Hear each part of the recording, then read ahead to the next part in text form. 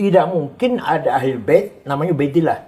Karena Ubaidillah itu gubernur Irak yang membunuh Sayyidina Husain dan saudara-saudara di Karbala. Namanya Ubaidillah. Oh iya, peristiwa Karbala itu. Ya, namanya Ubaidillah. Yang eksekutornya atas perintah Yazid. Gitu ada surat resmi Bung Karno, ya, dalam surat menyoratnya dengan Hasan itu, dia merasa jengah dengan Habib. Saya nih kok begini ya, Habib nih kok begini, merasa menindihkan diri. Saya tidak suka, kata Bung Karno. Ada suratnya. Ada suratnya itu? Ada suratnya. Nanti bisa dilihat.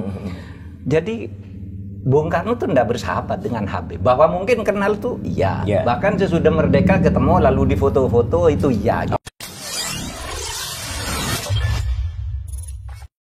Barang siapa mengatasnamakan agama, padahal bukan, dia termasuk waman azlam. Tidak ada paling zalim lebih dari itu. Makanya berhadapan Israel kita selalu kalah, nggak pernah menang, ya, karena jauh dari niat yang tulus. Berhadapan di mengatasi domestik internal, keadaan dalam negeri masing-masing negara Islam juga banyak kegagalan, tidak stabil, tidak aman di negara-negara Islam ini. Itu karena semuanya hanya agama dijadikan simbol. Jadi kecenderungan di dunia global seperti itu ya. Keadaan di Timur Tengah misalkan. Timur Tengah. Sekarang budaya sangat semrawut, yang sangat mudah sekali saling membunuh, mudah sekali perang saudara yang sulit diselesaikan. Itu apa itu agama? Mereka teologinya kuat. Allah, kalau dikatakan bukan Islam marah dia. Persis. Kalau dikatakan kamu Yahudi atau kamu Kristen marah dia. Tapi budayanya, perilakunya, kenyataannya jauh dari itu semuanya. Seperti apa Saddam Hussein mewariskan konflik di Irak sampai sekarang. Seperti apa Hafid Assad mewariskan konflik sampai sekarang. Begitu pula Somali, begitu pula Libya Gaddafi. Somali bubar, negara Somali negara bubar. 100% Muslim, 100% mazhab Syafi'i Somali itu. Libya sampai sekarang sudah berganti-ganti Perdana Menteri berapa kali nih? Belum stabil. Jadi itu kontes pernyataan Kiai di wawancara itu ya? Iya. Jadi memang Arab punya karakter seperti itu. Arab punya karakter. Arab itu apa? Labil, mudah berubah. Arab, Muhammadun, Muhammadan, Muhammadin. Itu namanya Arab kan? Jadi berubah, bergerak, labil. Begitu ya. Nomaden. Pak Mahfud melihat kecenderungan yang sama, Pak? Iya, jadi yang disampaikan Kiai Akil itulah fakta. Umat Islam dari waktu ke waktu menggunakan agama itu sebagai alat ambisi kekuasaan. Dan di Indonesia sekarang seperti jual beli pendukung ya, mengatasnamakan umat, dapat ini, dapat itu. Sehingga pada akhirnya politik itu menjadi ternoda.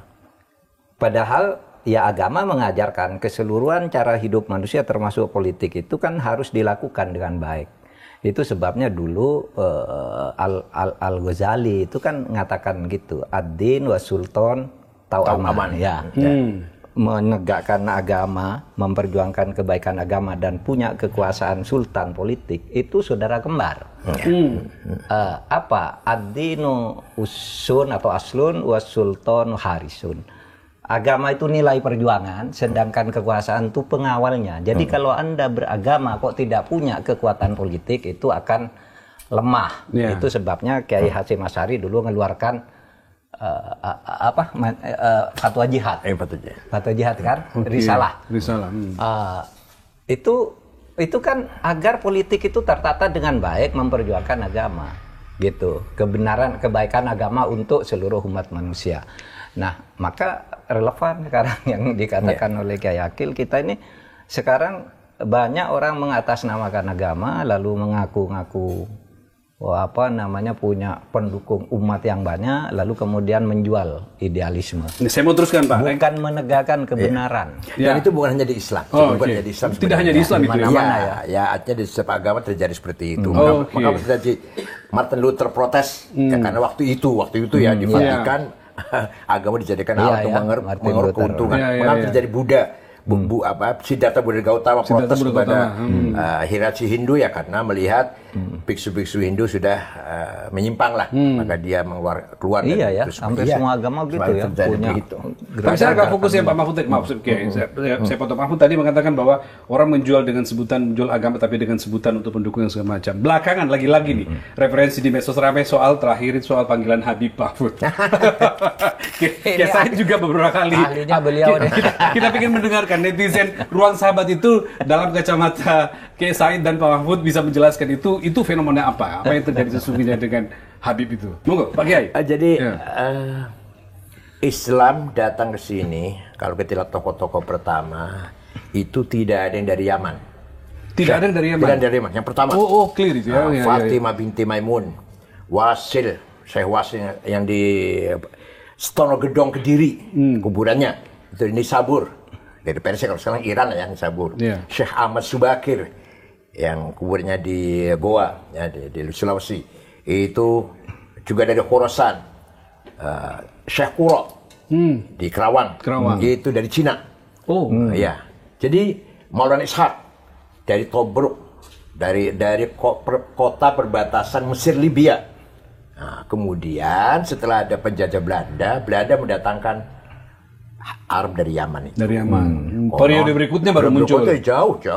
Ini kan sebelum Wali Songo ya, kedatangan yang saya sebut tadi sebelum Wali Songo. Nah, di sini terjadi manipulasi ya. Sengaja memamerkan ya, memasang Habib, gelar Habibnya itu supaya mendapatkan posisi yang lebih terhormat daripada yang lain. Itu berhasil seperti itu di Indonesia dan Malaysia dan Brunei lah. Malaysia juga ada ya? Iya. Untuk status sosial mereka dapatkan. Ya, kalau di Timur Tengah nggak ada.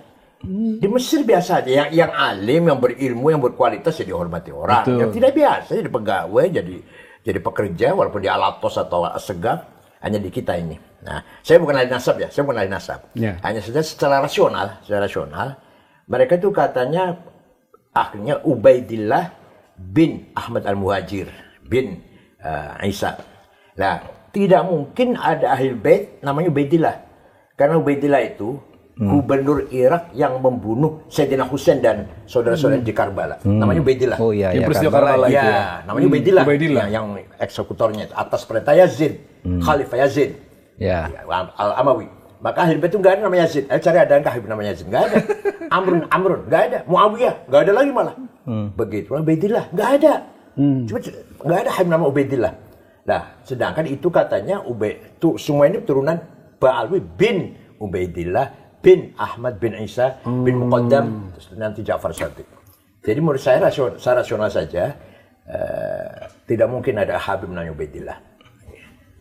Itu ya. Tapi saya bukan ahli nasab. Ya. Bukan ahli nasab. Pak Mahfud juga beberapa kali ditanya soal itu kan oleh netizen. Saya itu ya bukan ahli nasab juga, tapi saya membaca filologinya Minahim Ali itu jelas ya. Nampaknya tidak ada kaitan itu antara apa yang sekarang disebut habaib di Indonesia itu dengan Ali atau dengan Nabi Muhammad apalagi gitu. Tetapi begini, saya tidak peduli itu apakah benar apa tidak. Dia ada kaitan bagi saya. Yang menyinggung rasa nasionalisme saya itu ketika pejuang-pejuang kemerdekaan dari nenek moyang kita itu katanya Habib. Yang menentukan merdeka tanggal 17 itu Habib. Waduh. Jadi klaim-klaim seperti itu yang Pak Mahfud terganggu gitu ya. Ada surat resmi Bung Karno ya, dalam surat menyoratnya dengan Hasan itu. Dia merasa jengah dengan Habib. Saya nih kok begini ya, Habib nih kok begini, merasa meninggikan diri. Saya tidak suka kata Bung Karno. Ada suratnya. Ada suratnya itu? Ada suratnya. Nanti bisa dilihat. Jadi Bung Karno tuh tidak bersahabat dengan Habib. Bahwa mungkin kenal tuh iya. Bahkan sesudah merdeka ketemu lalu di foto-foto itu iya. Gitu. Apalagi memberikan posisi yang lebih tinggi gitu ya. Ada itu ya. Iya, ada surat menyurat Bung Karno dengan Hasan itu. Saya tidak setuju. Seakan-akan Habib ini kelas tersendiri gitu tuh Bung Karno gitu. Nah, dan ya tidak apa-apa sih jadi warga negara biasa, tapi jangan melebih-lebihkan ya, seakan-akan dia lebih hebat. Apalagi ketika kasus itu rame kan, cerita-cerita bahwa misalnya ya ada seorang Habib itu minta uang ke kiai di Jawa Tengah gitu, ketika minta 40.000, saya 40 juta, saya hanya punya 10 juta, ditempeleng katanya. Astaga. Oh iya. Lalu di Madura itu ada seorang punya istri cantik, kalau kamu ingin masuk surga, keturunanmu diminta istrinya, dibolehkan gitu. Dan orang-orang di kampung kita biasanya yang merasa bangga banget merasa, gitu. ya. Ini sejak kapan kita jadi budaknya orang-orang Yaman? Maka saya sebagai anak bangsa tersinggung, apalagi cerita-cerita hurufatnya itu bisa nurunkan emas. Kalau bisa nurunkan emas banyak di YouTube itu, Pak. Iya, mula-mula bahwa kalau Iya. seorang Habib yang gila itu lebih mulia dari 70 kepala kiai gitu kan ada. Nah, ketika cerita itu beredar kan ada yang berteriak tuh, Habib yang dari Habib yang rambut perak itu sama Habib Rizik. Coba tunjukkan kepada saya. Akan saya hajar sendiri kalau ada Habib begitu. Dikeluarkanlah omongan Habib Taufik, omongan ini. Semua video-video itu keluar. Semuanya video bohong. Iya.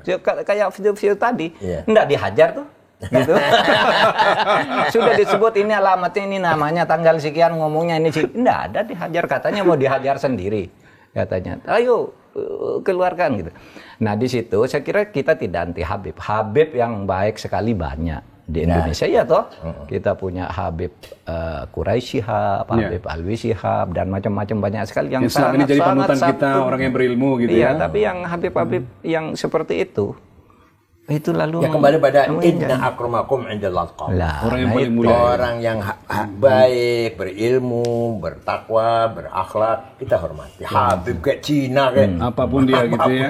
Iya, betul. Sebaliknya orang fasik, orang yang perilakunya jelek ya nggak usah kita hormati lah. Clear itu ya. Iya. Baik.